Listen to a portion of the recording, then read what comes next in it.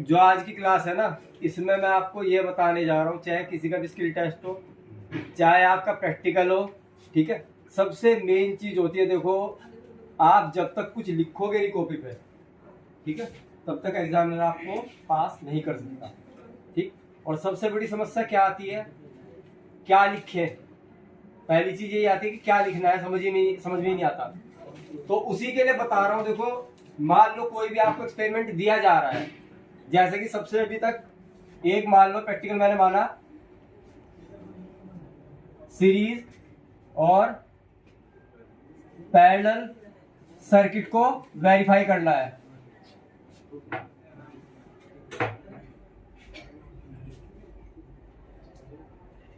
अब देखो, ये प्रैक्टिकल ऐसा हो गया हमारे सामने बिल्कुल नया, ठीक है। इसमें क्या लिखोगे समझ में ही नहीं आने का।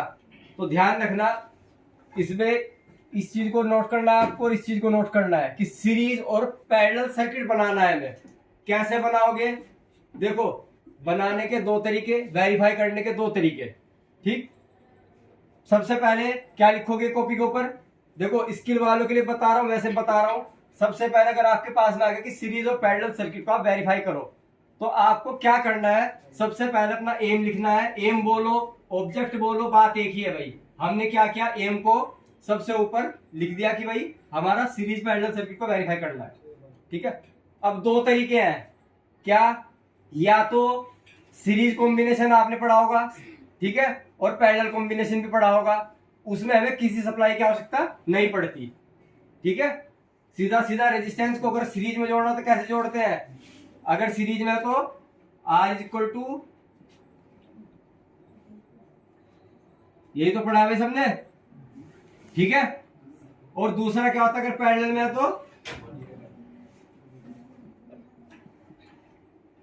तो इसमें मुझे साफ साफ दिखाई दे रहा है कि भाई मुझे कहीं पे भी सप्लाई की आवश्यकता नहीं पड़ने वाली, ठीक है।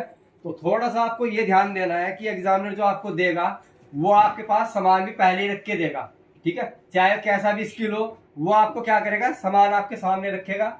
ये पूछेगा आपसे कि भाई क्या आप इनसे सीरीज और पैरेलल सर्किट को बना सकते हो या नहीं बना सकते, वेरीफाई कर सकते हो नहीं कर सकते हो।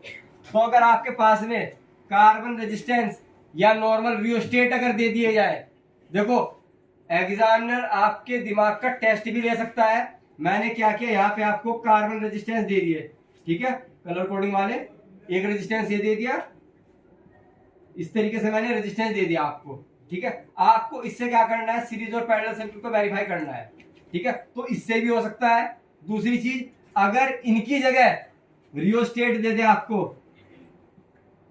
ठीक है, तब भी हो सकता है, ठीक। या फिर बल्ब दे दे आपको, लैंप,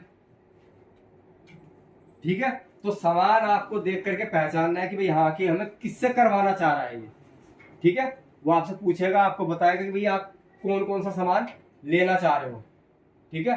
तो देखो, अगर आपके पास में ये चीजें मिलती है, आपको ये मिल जाएगी तो अच्छी बात है, इसमें आपको किसी भी सप्लाई की आवश्यकता नहीं पड़ेगी, ठीक है। पर अगर आपको लैंप वाला तरीका दे दिया जाए, मान लो, देखो मैं दोनों तरीके से बताऊंगा आपको, रेजिस्टेंस वाला मेथड भी बताऊंगा, उसके साथ में आपको लैंप वाला मेथड भी बताऊंगा, ठीक है। तो मान लो आपको क्या क्या, सबसे पहले रेजिस्टेंस उठा करके दे दिया उसने कि भैया रेजिस्टेंस के थ्रू आपको क्या करना है, सीरीज और पैरेलल सर्किट को वेरीफाई करना है, ठीक है। तो उसमें हम देखो, ऑब्जेक्ट लिख लिया आपने, एम लिख लिया, उसके बाद क्या क्या चाहिए आपको, टूल्स और इक्विपमेंट, ठीक है। दूसरे नंबर पे हमेशा यही लिखा जाएगा भैया टूल्स और इक्विपमेंट क्या क्या चाहिए आपको, क्योंकि बिना टूल्स के और इक्विपमेंट के आप प्रैक्टिकल को परफॉर्म नहीं कर पाओगे, ठीक है। मान लो आपको क्या दे दिया, रेजिस्टेंस दे दिए, ठीक है। तो ध्यान रखना आपको क्या क्या चाहिए। देखो, टेबल बनाओगे तो ज्यादा अच्छा इंप्रेशन पड़ता है, और वैसे ही लिख दोगे तो थोड़ा सा बैड इंप्रेशन पड़ता है एग्जामिनर के ऊपर, ठीक है। तो आपको क्या करना है, अपना इंप्रेशन छोड़ने के लिए भाई एक टेबल बनानी है बहुत अच्छी, ठीक। उसमें वही चीज, पहले नंबर पे क्या आएगा, सीरियल नंबर, ठीक। दूसरे नंबर पे क्या आएगा, नेम ऑफ इक्विपमेंट, तीसरे नंबर पे क्या आएगा आपको, रेटिंग आ सकता है, ठीक है, और उसके बाद में क्वांटिटी कितना आपको चाहिए।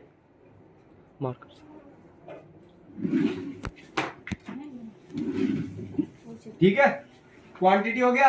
अब इसके बाद में क्या करना है आपको, जो आपको सामान दे रहा है एग्जामिनर उसके अकॉर्डिंग आपको क्या करना है, इसको फिल करना है। मान लो रेजिस्टेंस दिए, ठीक है, तो पहले नंबर पे क्या लिखोगे, रेजिस्टेंस। ठीक है, अगर आप कलर कोडिंग से निकाल सकते हो ठीक तो अच्छी बात है, नहीं तो मल्टीमीटर की सहायता से क्या करोगे, यहां पे उसकी रेटिंग लिखोगे, 1 किलो ओम का है, 2 किलो ओम का है, 3 का है, 4 का है, वो आप लिखोगे। ठीक है, कितने दिए हैं आपको, जितने भी देगा भैया वो यहाँ पे लिख देगा। ठीक है, अब देखो इसमें सप्लाई की आवश्यकता नहीं है आपको, आपको इसमें किस चीज की आवश्यकता है, इसमें आपको चाहिए भाई मल्टीमीटर।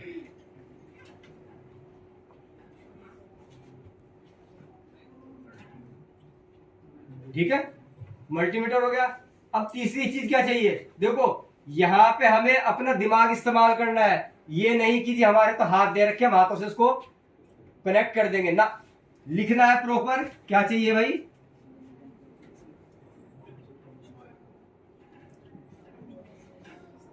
ठीक है, किसी भी रेजिस्टेंस की जो लेग होती है उसको काटने पड़ सकता है। ठीक है, तो उसके लिए हमने लिख दिया कि वायर स्टिपर में चाहिएगा। ठीक, चौथे नंबर पे अब नॉर्मल सी बात है, ट्विस्ट भी करना पड़ेगा भाई, तो यहां पे लिखो कॉम्बिनेशन प्लायर।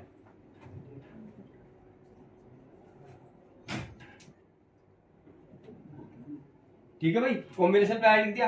अब क्या करना है आपको, एक चीज का विशेष ध्यान रखना है, जब भी आपका स्किल एग्जामिनर के सामने हो रहा है, हम अपनी बात नहीं कर रहे कि आप हमारे सामने परफॉर्म कर रहे हो, हम एग्जामिनर की बात कर रहे हो जो एक्सटर्नल आपके सामने आ रखा है, तो ध्यान रखना, पूरी कोशिश ये करनी है कि आपको जितने आपने ये टूल्स वगैरह लिखे हैं इनका ही इस्तेमाल करना है, गलती से भी हाथ का इस्तेमाल नहीं करना है, ना ही मुंह का इस्तेमाल करना है।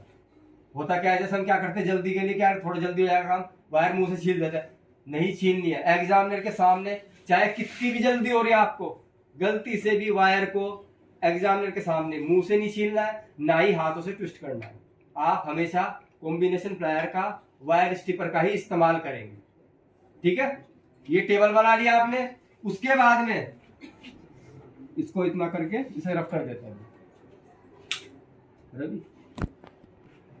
अब इसके बाद देखो क्या करना है, अगर मान लो कि आपके पास में इसमें कोई प्रिंसिपल लग रहा है, ठीक है, जैसे ओम का नियम हो गया, उसके अंदर ओम के नियम के अंदर प्रिंसिपल आता है, ट्रांसफॉर्मर हो गया, ट्रांसफॉर्मर के अंदर भी प्रिंसिपल आता है, मोटर हो गई, मोटर के अंदर भी प्रिंसिपल आता है।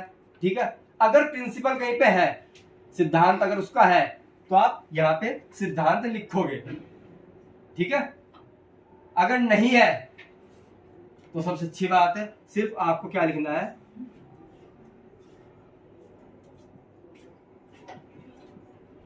कार्य विधि, कि आपने किस किस तरीके से उसको परफॉर्म किया है, आपको ये लिखना है। ठीक है, एक सबसे मेन इंपॉर्टेंट चीज का ध्यान रखना, किसी भी बाइक का इंजन जो होता है ना, उसकी जान होती है, जिस तरीके से कंप्यूटर में बोला जाता है क्या, सीपीयू जो है पूरे सिस्टम का हार्ट होता है। ठीक है, दिमाग वही बोला जाता है, ब्रेन। ठीक है भाई, तो इसी तरीके से क्या होता है भैया, जब भी आप कोई स्किल करते हो तो ध्यान रखना, आपको जो डायग्राम बनाना है इतना साफ और क्लियर बनाना है कि एग्जामिनर को ये चीज पढ़ने की आवश्यकता ना पड़े। सिर्फ एग्जामिनर क्या करे, आपका डायग्राम देखे और डायग्राम देख करके ही आप पूरा समझ जाए कि हाँ इस बंदे को नॉलेज है। ठीक है, मान लो कि भाई अगर मुझे यही दे दिया, ठीक है, अब मुझे सीरीज सर्किट बनाना है, तो सीरीज सर्किट में मैं क्या करूंगा, देखो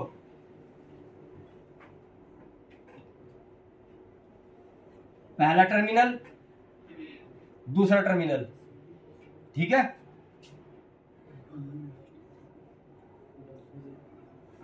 इसका पहला टर्मिनल, इसका दूसरा टर्मिनल।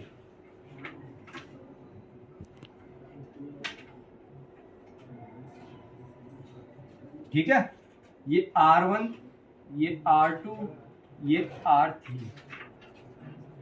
ठीक है, अब थ्योरी लिखने में आसानी होगी, पहले रेजिस्टेंस का पहला सिरा हमने सप्लाई के लिए छोड़ा है, दूसरा टर्मिनल, पहले रेजिस्टेंस का दूसरा टर्मिनल दूसरे रेजिस्टेंस के पहले टर्मिनल से कनेक्ट किया है।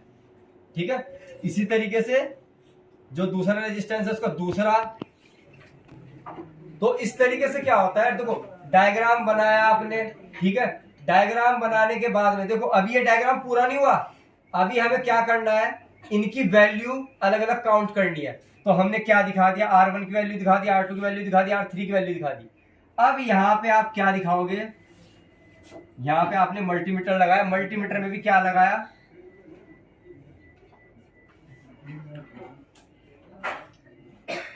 Are equivalent.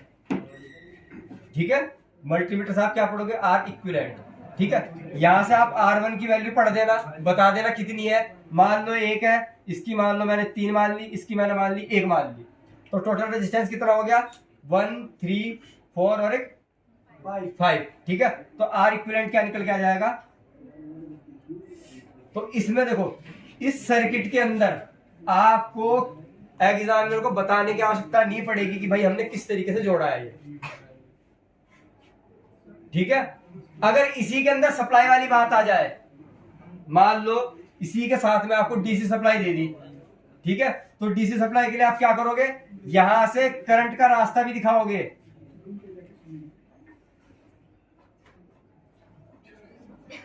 ठीक है, करंट का रास्ता भी दिखाओगे और यहां पे आप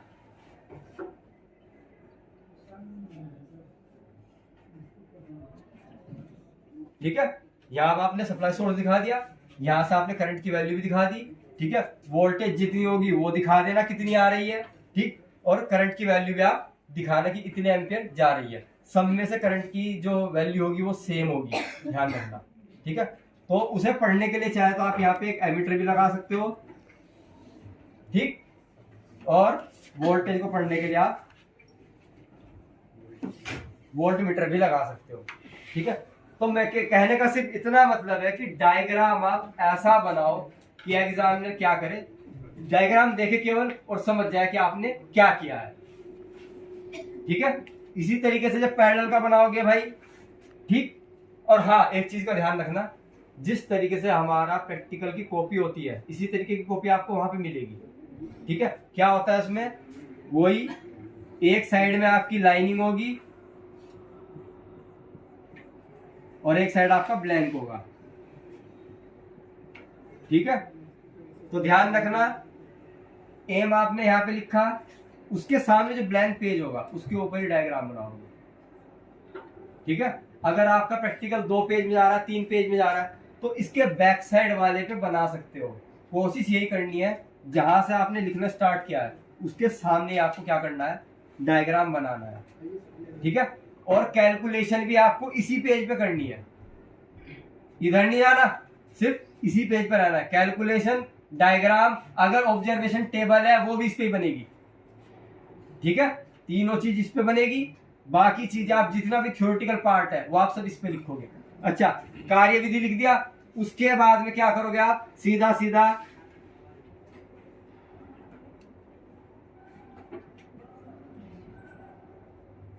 परिणाम, रिजल्ट क्या है आपका। ठीक है, रिजल्ट में क्या लिखा जाता है, जो आपका एक्सपेरिमेंट था सफलतापूर्वक सीरीज पैरेलल सर्किट को वेरीफाई किया। ठीक है, उसके बाद सीधा सीधा क्या आएगा,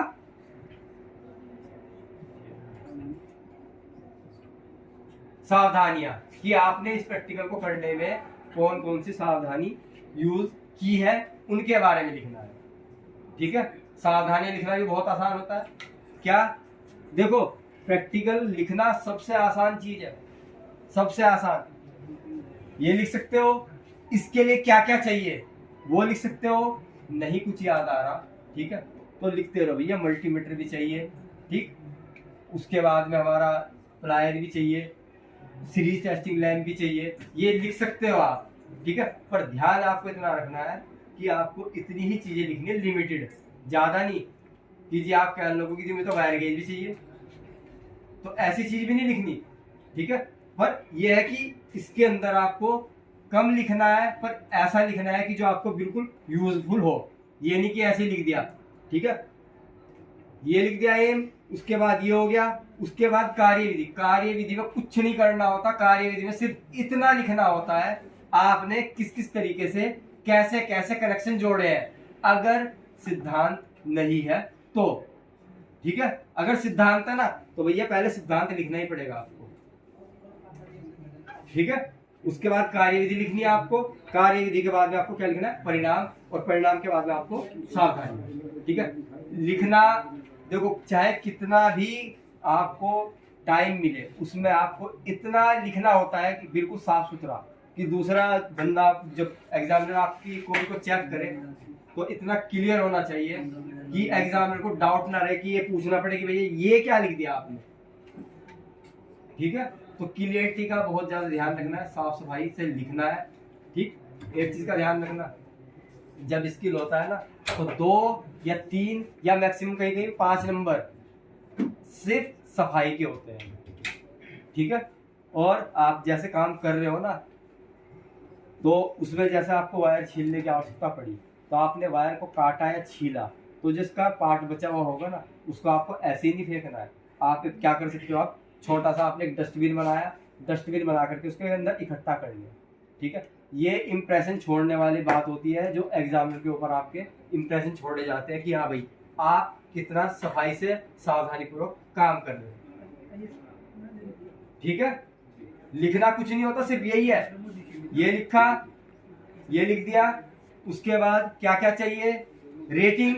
देखो इनकी रेटिंग लिखना सबसे आसान होता है, सीधा सीधा लिख दो 150 mm, कोई नहीं देख रहा आपका, ठीक है। इनका भी लिख दो 150 mm, कई जगह फंसता कहाँ पे इंसान, रेजिस्टेंस, ठीक है। तो रेजिस्टेंस का क्या करना है आपको, वैल्यू पढ़ करके ही लिखना है, ये नहीं कि जी तुक्के में लिख दिया 1 ओम 2 ओम 3 ओम, वो है ही नहीं 1 2 3 का, तो एग्जामिनर क्या सोचेगा कि इसने ऐसे ही कर दिया। तो इसीलिए आपको कलर कोडिंग के अनुसार उसकी कोडिंग निकालनी है, निकालने के बाद उसकी वैल्यू निकाल करके तब रेटिंग में लिखना है, ठीक है। इस तरीके से क्या किया जाता है भाई, प्रैक्टिकल लिखा जाता है।